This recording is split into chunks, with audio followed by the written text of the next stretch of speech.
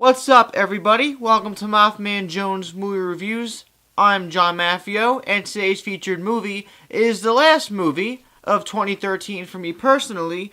It's only in New York and LA right now, and it releases everywhere on January 10th. Lone Survivor, directed by Peter Berg. It stars Mark Wahlberg, Emile Hirsch, Taylor Kitsch, and Ben Foster. The story is based on true events that occurred in the mid-2000s, and it was a failed operative in the U.S. military called Operation Red Wings, and it entailed 4 U.S. Navy SEALs that had to infiltrate an Afghanistan terrain to take down a couple Taliban leaders. Supposedly, it was supposed to be a walk in the park, a standardized mission that wasn't supposed to have any difficulties, but it turned out to be something catastrophic and tragic, and it's quite sad. Now, I've seen quite the number of war movies in my lifetime, including Saving Private Ryan and Black Hawk Down being some of my favorites, and many have failed in comparison too, but this one was a fantastic telling of something that happened in real life that was very tragic,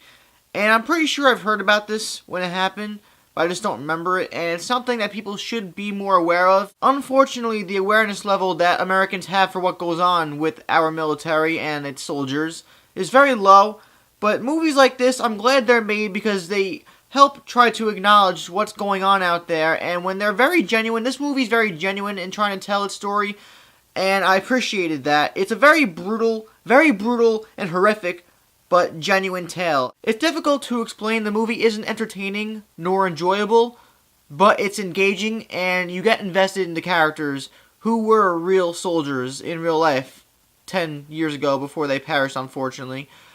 And you go through all the trials and tribulations of what they went through during this giant ambush from these Taliban leaders, and they're being shot at constantly. They're placed in a situation more than once during the same day where they're trapped in a corner and they have no other options but to jump off of a cliff and go barreling down really sharp and rigid like rocks, and they bump into the trees. It's very hard to watch because like they're rolling down. Imagine like when you were kids and you were rolling down a snowy hilltop and it was fun.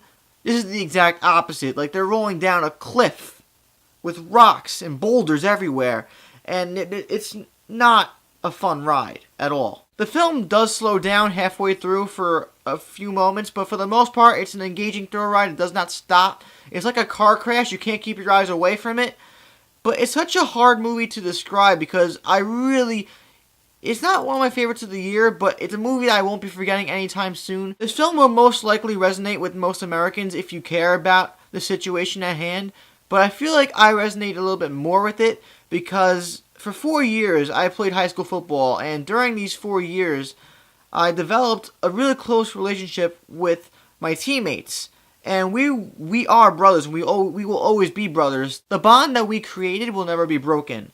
And the same thing goes with these Navy SEALs, these brothers. They will put themselves in harm's way if it means saving another person's life. The probabilities and the chances that the filmmakers wanted to amplify the drama to enhance the theatrical experience most likely happened to make the movie, more engaging. The acting was superbly performed by all the actors. They all were convincing with their roles.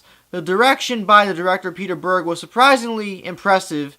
And even though it does slow down, like I said, halfway through after a certain situation transpires, it's his best movie to date. And it is a little shaky with the camera work sometimes, and it's a little unnecessary, but in the end, it's a very engaging movie. The movie should affect you in some way, because it does affect us. The other thing is that you think that the movie would take sides, because most patriotic movies like this like to take sides on the war, but this one seemingly does at first, and then it takes a direction towards the end where it shows a different side, and it's actually very surprising. Overall, Lone Survivor is a well-made movie with a well-told tale. It's got good acting, good camera work. It will also impress both cynical critics and people who just like watching movies. Lone Survivor gets a 4 out of 5 stars. It's a darn good movie. I feel like I'm throwing out a lot of 4s lately, but I've been seeing a lot of good movies. Can't help it. When you see Lone Survivor, let me know what you thought about it in the comments down below. If you have any affiliation or remembrance of the actual event, then also comment about that as well. Please subscribe to my channel so you'll never miss a review from me again. Like the video. Also, check out my Facebook, my Twitter, and Wheel of Film accounts in the info box. I'm John Maffio, aka MaffmanJones.